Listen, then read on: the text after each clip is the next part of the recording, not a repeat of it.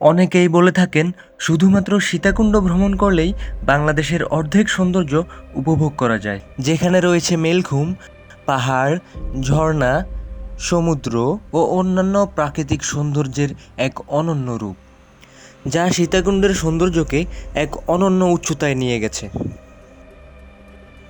তো আজকে আমরা কিভাবে একদিনেই সীতাকুণ্ড ঘুরে আসা যায় সেটাই দেখানোর চেষ্টা করব।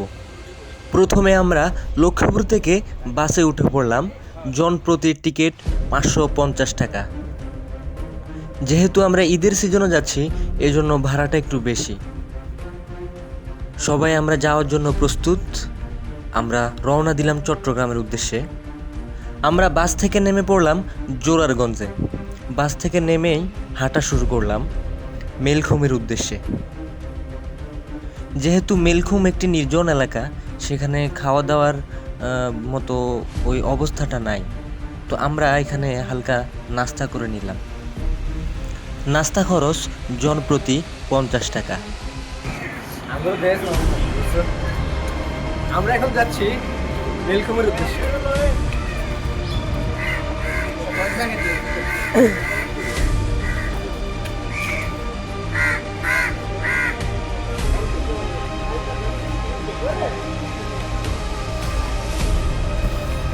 যেহেতু খুব সকালে আমরা এখানে এসেছি, তো আমাদের সবার একটু ঠান্ডা লাগতেছে, একটু ওয়ার্ম আপ করে নিলাম।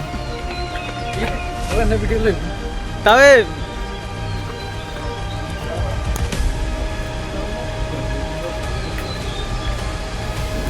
মেলঘুমে যাওয়ার পথে বেশ কিছু ফ্যাক্টরি আমরা দেখতে পাই। এই জায়গাটার চারপাশে অনেক প্রাকৃতিক সৌন্দর্যে ভরপুর। আমরা সেটি উপভোগ করতে করতে সামনের দিকে এগোই।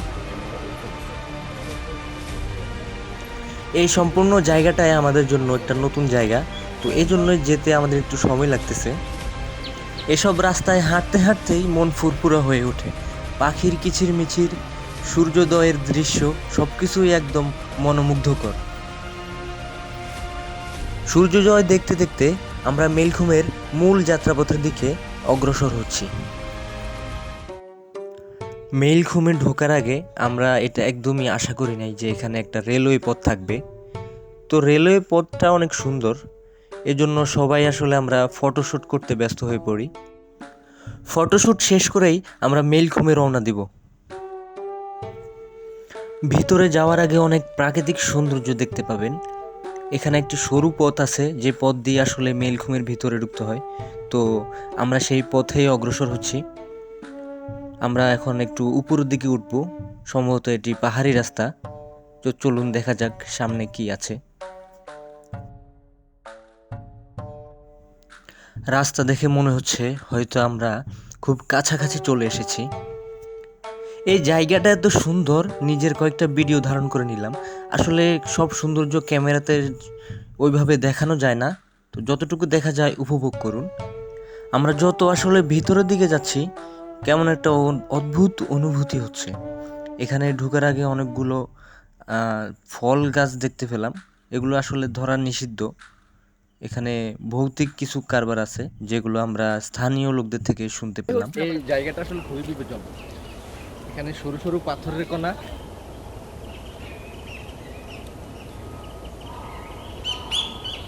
আমার বন্ধু বলতেছিল ও নাকি ভাইরাল হতে চায়, তো এই জন্য ওকে একটু স্ক্রিনে নিয়ে নিলাম।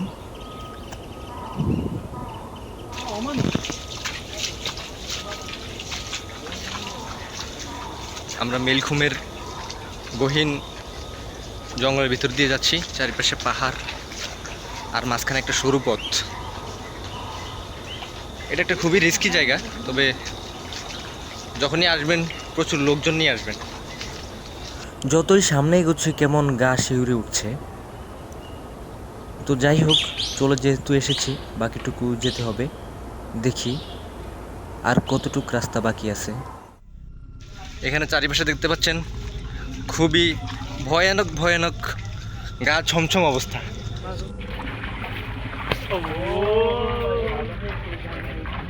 যেহেতু আমরা চিনি না, এই জন্য জানিও না যে কতটুক রাস্তা বাকি, কিন্তু পথগুলো দেখে মনে হচ্ছে যে আর বেশি দূরে নেই, প্রায় চলে এসেছি। এখানে অনেকগুলো বন মোরগ দেখা গেছে। চট্টগ্রামের সীতাকুণ্ড পাহাড়ের গভীরে লুকিয়ে আছে এক রহস্যময় জায়গা, মেলঘুমের জিরিপথ। এই জায়গার ইতিহাস খুব বেশি লিখিত না থাকলেও স্থানীয়দের কাছে এটি অনেক পুরনো একটি প্রাকৃতিক পথ। আগে পাহাড়ি মানুষেরা এই ঝিরির পথ ব্যবহার করত চলাচলের জন্য। মেলঘুম নামটির অর্থ নিয়েও আছে গল্প। অনেকে বলে এখানে ছোট ছোট পানির ধারা একত্র হয়ে মিলিত হয় বলেই এর নাম হয়েছে মেলঘুম। বছরের পর বছর এটি ছিল অজানা, কিন্তু সময়ের সাথে সাথে এই জায়গা পরিচিত হয়ে ওঠে। আজ এটি এক ধরনের অ্যাডভেঞ্চার, পাহাড়, পাথর আর পানির মিছিলে তৈরি এক জীবন্ত গল্প। সামনে এখানে একটা নালা আছে, আসলে এটার গভীরতা কতটুকু ঠিক বোঝা যায়। একবার পা পিছলে পড়ে যাওয়া মানে খেল খতম হয়ে যাওয়ার মতো অবস্থা। খুব সাবধানে প্রতিটা পা ফেলতে হবে।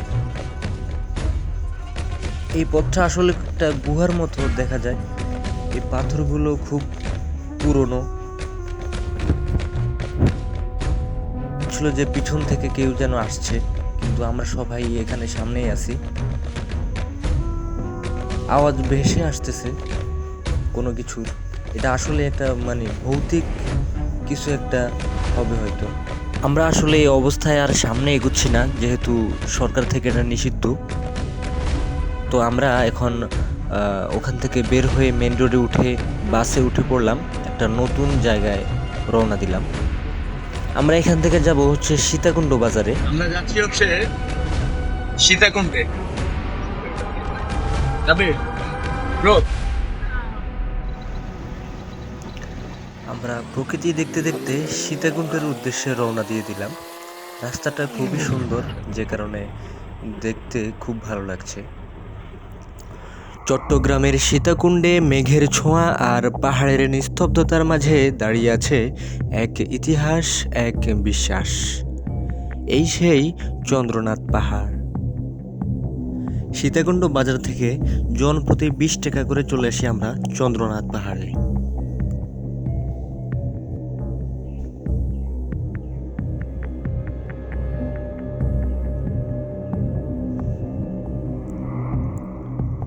সমুদ্রপৃষ্ঠ থেকে 1000 ফুটেরও বেশি উঁচুতে, যেখানে প্রতিটি ধাপ যেন একটি গল্প বলে, একটি অতীত যা হারিয়ে যায়নি, বরং সময়ের সাথে আরো গভীর হয়েছে।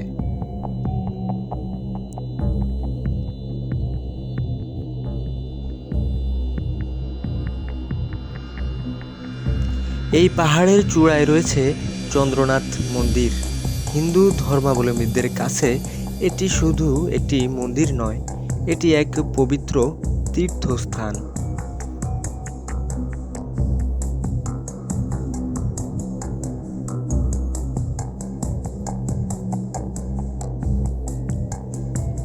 প্রচলিত বিশ্বাস অনুযায়ী এটি একটি শক্তিপীঠ, যেখানে দেবী সতীর দেহের একটি অংশ পতিত হয়েছিল।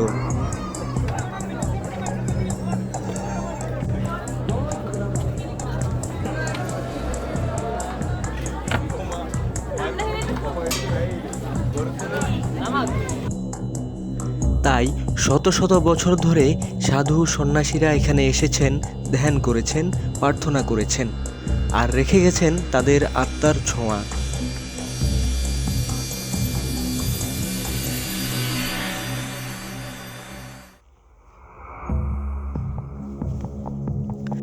কিন্তু চন্দ্রনাথ পাহাড় শুধু ধর্মের গল্প বলে না,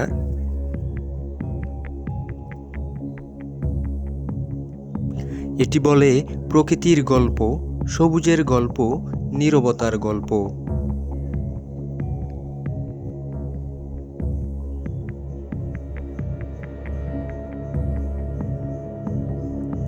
চূড়ায় দাঁড়িয়ে যখন চোখ মেলে তাকাবেন, দেখবেন দূরে বিস্তৃত বঙ্গোপসাগর আর নিচে ছোট হয়ে যাওয়া পৃথিবী।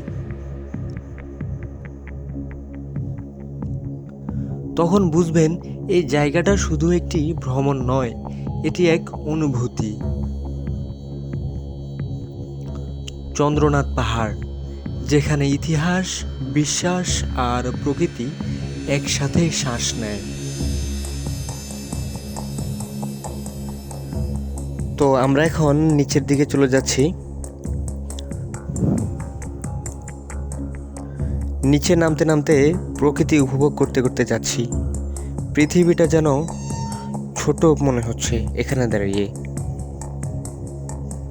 প্রাকৃতিক কিছু দৃশ্য ফ্রেমে বন্দি করে নিলাম।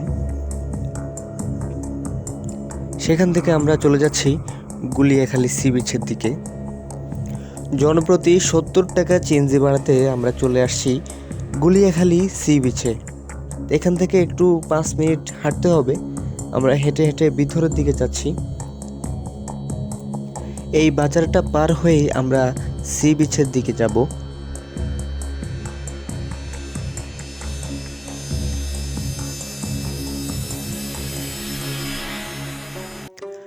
বাজার থেকে আমরা চলে যাব ডান দিকের রাস্তায়।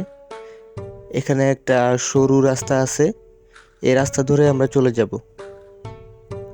তো রাস্তাটা পার হয়ে আমরা একটা খোলা জায়গা চলে আসি, খোলা মাঠে। এই মাঠটা পেরোতে হবে। মাঠের ওপারেই আছে গুলিয়াখালী সি বিচ।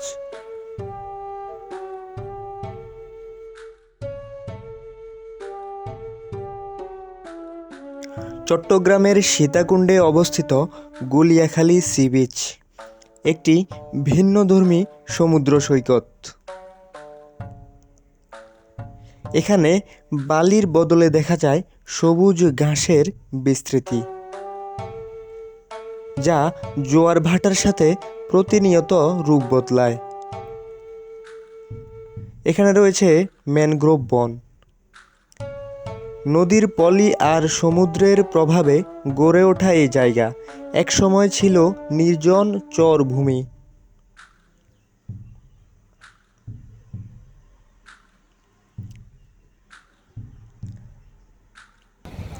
আজ এটি হয়ে উঠেছে প্রকৃতি প্রেমীদের প্রিয় এক গন্তব্য, গুলিয়াখালী সি বিচ। প্রকৃতির শান্ত আর অনন্য এক গল্প।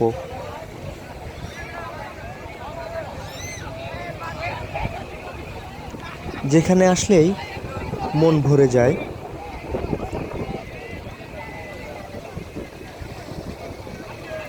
প্রকৃতির এক অনন্য রূপ গুলিয়াখালী সি বিচ।